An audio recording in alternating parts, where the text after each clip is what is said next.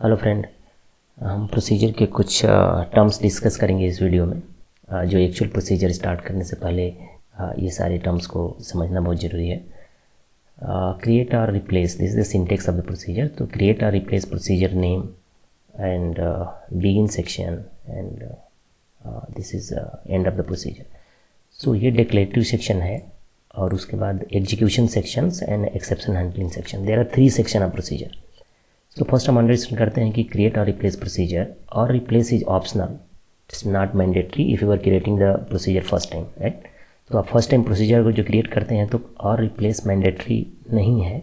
First time procedure create कीजिए तो create procedure, procedure name से प्रोसीजर क्रिएट करना चाहिए। फर्स्ट टाइम रिप्लेस नहीं निकलना चाहिए। इसका यह है कि सपोज XYZ नाम से किसी ने डेटाबेस में प्रोसीजर क्रिएट किया है जिसमें आप क्रिएट करने जा रहे हैं। तो आपने first time XYZ existing procedure है और आपने भी अपना प्रोसीजर XYZ से क्रिएट कर दिया और आपने ये टर्म्स भी इंक्लूड कर दिया, क्रिएट और रिप्लेस प्रोसीजर। तो क्या होगा, एग्जिस्टिंग XYZ प्रोसीजर आपके प्रोसीजर से रिप्लेस हो जाएगा। वो किसी और का प्रोसीजर होगा तो ये फिर उसका प्रोसीजर आपकी प्रोसीजर से रिप्लेस हो जाएगा। तो ये सारी चीज़ें अंडरस्टैंड करना जरूरी है। डिक्लेरेटिव सेक्शन में हम लोग कर्सर या वेरिएबल डिक्लेयर करते हैं जो कि हम प्रोसीजर में यूज करेंगे। बिगिन सेक्शन में executable statements, block of code हम एग्जीक्यूट करवा देते हैं, जैसे कि select statement, insert statement, any DML operation you can perform in the begin section. उसके बाद एक्सेप्शन सेक्शन आता है। एक्सेप्शन सेक्शन एक्चुअली मैंडेटरी नहीं है। आप बोलेंगे कि बिना एक्सेप्शन के भी प्रोसीजर कंपाइल हो जाएगा और वो एग्जीक्यूट भी होगा, आपका रिजल्ट भी आएगा। लेकिन प्रॉब्लम कब होगा, अगर जो आपका बिगिन सेक्शन एग्जीक्यूट हो रहा है, कोई सेलेक्ट स्टेटमेंट एग्जीक्यूट हो रहा है और एरर आ गया तो आपका प्रोसीजर एबनॉर्मली टर्मिनेट हो जाएगा अगर जो आपने एक्सेप्शन नहीं लिखा है तो। और सपोज करो आपको कुछ 10 लाइन, 20 लाइन, 50 लाइन का कोड है तो उसमें ठीक है, आप अंडरस्टैंड कर लेंगे कि भाई 2-4 स्टेटमेंट है तो आप समझ लेंगे कि प्रॉब्लम कहाँ से आती है। बट अब 15,000 लाइन्स का कोड है, आपने एक्सेप्शन हैंडल नहीं किया है तो फिर वहाँ पे बहुत मुश्किल हो जाएगा कि एक्सेप्शन किधर से आ रहा है, वो ट्रैक ही नहीं होगा। तो इसलिए एक्सेप्शन हैंडल, हर एक स्टेटमेंट के लिए एक्सेप्शन हैंडल करना बहुत ज़रूरी है, क्योंकि जब प्रोसीजर चलता है तो आपको पता ही नहीं चलेगा कि एक्सेप्शन कहाँ से थ्रो हो रहा है। तो एक्सेप्शन हैंडल करना बहुत ज़रूरी है। एक्सेप्शन पार्ट को मिस नहीं करना चाहिए कभी भी। End end procedure end procedure name, हमने एंड किया और प्रोसीजर नेम लिखा। एक्चुअली प्रोसीजर नेम नहीं भी लिखेंगे तो वो चलेगा। Procedure name not mandatory but this is the syntax, so you can maintain this. और हमेशा रिमेंबर रखिए कि और रिप्लेस, आप सेकेंड टाइम कोई प्रोसीजर मॉडिफाई करते हैं तो उस समय रिप्लेस लिखना चाहिए, क्योंकि एग्जिस्टिंग प्रोसीजर आपके मॉडिफाइड प्रोसीजर से, जो भी आपने मॉडिफिकेशन किया है उससे रिप्लेस हो जाएगा। तो सेकेंड टाइम लिखो, फर्स्ट टाइम मत लिखो, नहीं तो फिर मुश्किल होगा। सेकेंड का आता है कि लोकल वेरिएबल एक्चुअली L_ से स्टार्ट करना चाहिए और ग्लोबल वेरिएबल G_ से स्टार्ट करना चाहिए, ताकि एक आप एक्चुअली इंडस्ट्री में काम करेंगे तो यही नेमिंग कन्वेंशन रहता है local variables and global variables का। L_ से स्टार्ट किया तो कोई भी प्रोग्रामर देखता है तो समझता है कि हाँ, this is the local variables and this is the global variables. Global variables का मतलब ये कि आप थ्रू आउट द, आप पैकेज पे काम कर रहे हैं तो आप थ्रू आउट द पैकेज कहेंगी ग्लोबल वेरिएबल आप यूज कर सकते हैं without passing the parameter and all that. तो पैकेज के एक और वीडियो कोई पैकेज का बनाएंगे जिसमें ग्लोबल वेरिएबल को एग्जाम्पल के साथ एक्सप्लेन करेंगे। तीसरा पॉइंट रहता है कि एक्सेप्शन सेक्शन। मैंने बोला कि एक्सेप्शन मैंडेटरी नहीं है लेकिन एक्सेप्शन हैंडल करना चाहिए, नहीं तो हमको पता नहीं चलेगा एक्सेप्शन किधर से आ रहा है और फिर ट्रैक नहीं हो पाएगा, right. So there are few exceptions I mention here. No data found, too many rows, others and zero divide. बहुत सारे एक्सेप्शन हैं, इसके अलावा भी बहुत सारे एक्सेप्शन हैं, लेकिन नॉर्मली हम 70-80%, 80-90% केसेस में यही एक्सेप्शन हैंडल करते हैं। इसको समझिए one by one, I will go through that. This is no data found exception. No data found exception, कोई आपका PL/SQL ब्लॉक एग्जीक्यूट हो रहा है, कोई सेलेक्ट स्टेटमेंट एग्जीक्यूट हुआ और सेलेक्ट स्टेटमेंट में कोई रिकॉर्ड नहीं आ रहा है। अगर जो रिकॉर्ड नहीं आएगा तो कंट्रोल एक्सेप्शन हैंडल किया है आपने नो डेटा फाउंड का, तो control automatically no data found में चला जाएगा। उस कंट्रोल वहाँ पे चला जाएगा। तो आपको जो भी प्रिंट करवाना है उस पर प्रिंट करवा लीजिए, कोई मैसेज प्रिंट करवाना है या कहीं पे डेटा इंसर्ट करना है, जो भी आपको ऑपरेशन परफॉर्म करने हैं आप नो डेटा फाउंड पर कर सकते हैं।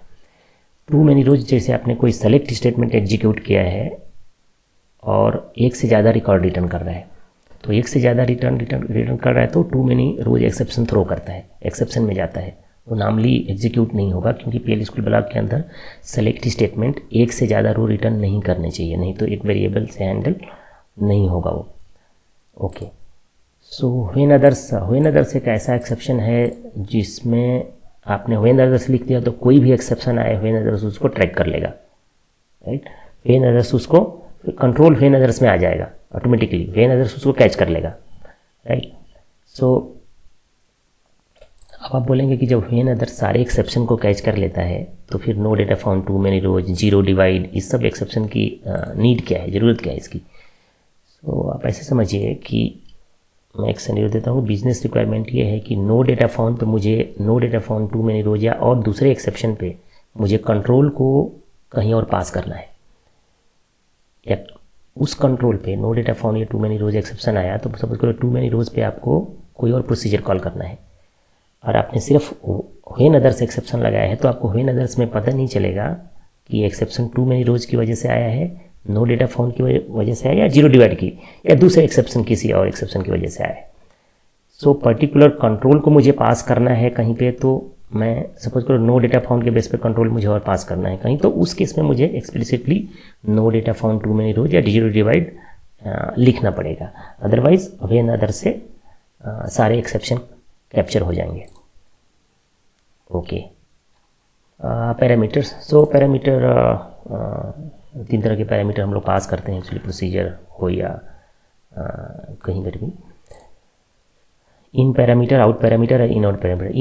इन पैरामीटर में सिर्फ आप वैल्यू एंटर पास करेंगे, वहाँ से कोई आउट नहीं होगा।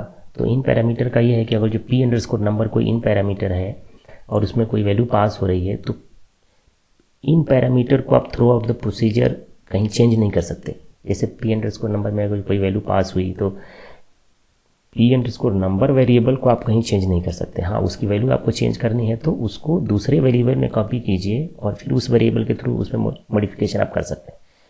तो इन पैरामीटर को डायरेक्टली चेंज नहीं कर सकते। ओके, आउट पैरामीटर ये होता है कि यहाँ से कोई वैल्यू इन नहीं होगा, बट जो भी आप मैथमेटिकल कैलकुलेशन करते हैं, जो भी आपको value at the end of the procedure out करना है प्रोसीजर के थ्रू, तो आउट पैरामीटर के थ्रू हम वैल्यू आउट पैरामीटर को असाइन कीजिए और वो आउट हो जाएगा।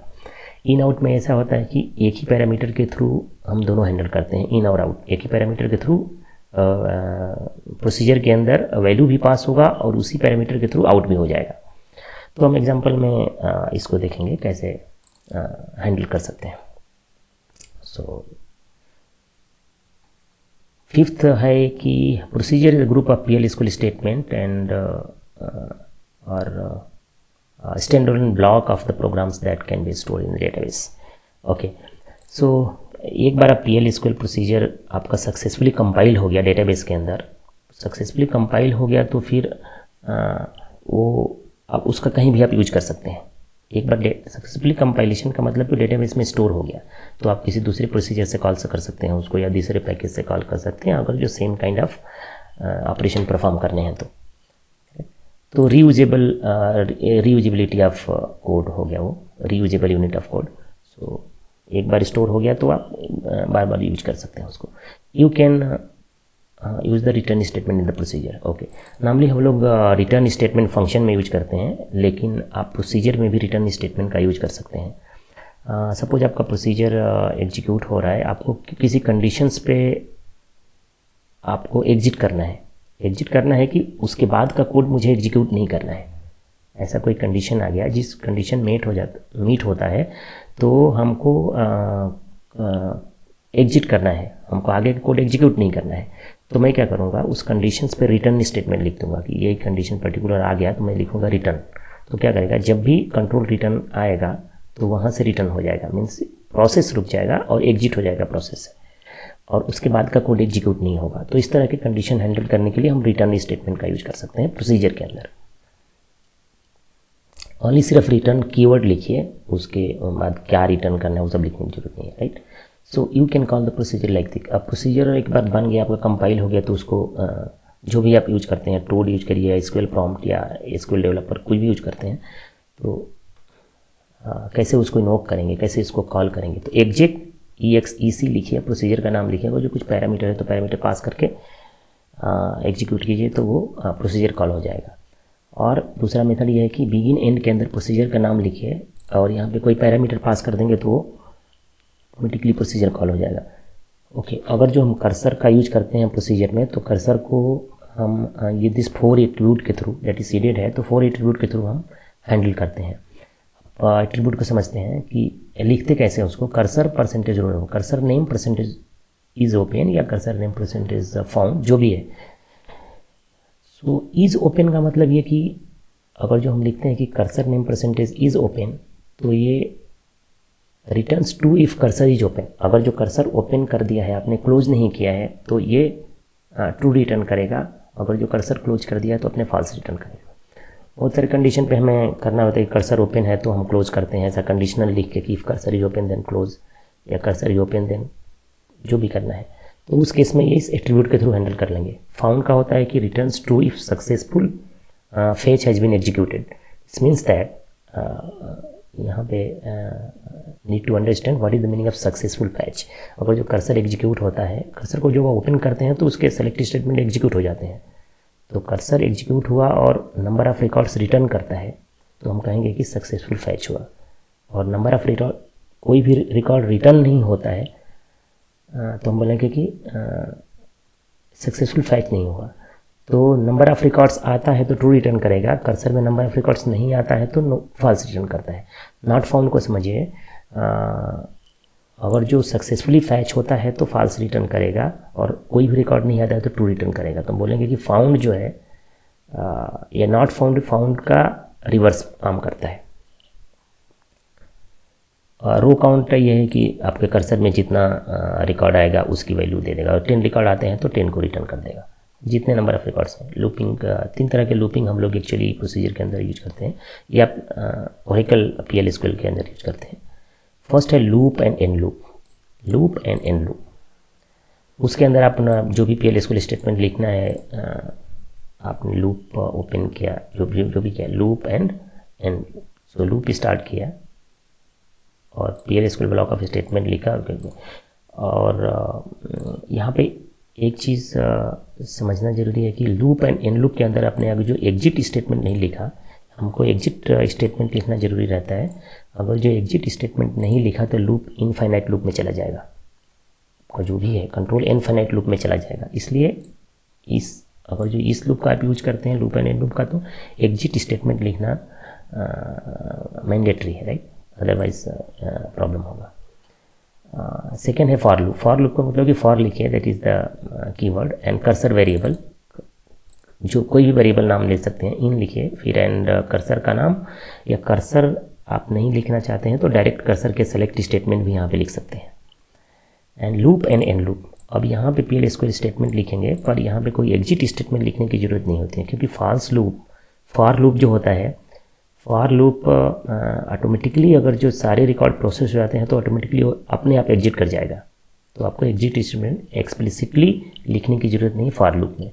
Better many of the cases लोग फॉर लूप यूज करते हैं, क्योंकि जब फॉर लूप आप यूज करेंगे तो उसमें कर्सर को ओपन किया, फैच किया, इस चीज़ की ज़रूरत नहीं पड़ेगी। थर्ड कंडीशन ये है कि वाइल लूप। वाइल लूप का हम लोग यूज करते हैं, और loop and and loop and PL/SQL statement, and जहाँ पे वाइल लिखा है वहाँ पे कंडीशन लिखते हैं। तो ये कंडीशन जब तक ट्रू है तब तक लूप चलेगा, जब कंडीशन फॉल्स होगा तो कंट्रोल लूप के अंदर एंटर नहीं करेगा। तो उस समय कंडीशन, इस कंडीशन के वाइल के बाद जो कंडीशन है, इस कंडीशन के ऊपर डिपेंड करता है कि लूप कितनी टाइम्स चलेगा, राइट। सो ये कुछ बेसिक थे actual starting of the working on the procedure. We need to understand this fact, so it would be easy to write a code in an efficient way, right? So this is the way. दूसरे video में हम देखेंगे कि procedure कैसे create करते हैं और कैसे पैरामीटराइज्ड कर्सर क्रिएट करते हैं, कैसे प्रोसीजर के अंदर प्रोसीजर कैसे बना सकते हैं, उसी प्रोसीजर को कैसे इन्वोक करेंगे। Okay, so thank you very much.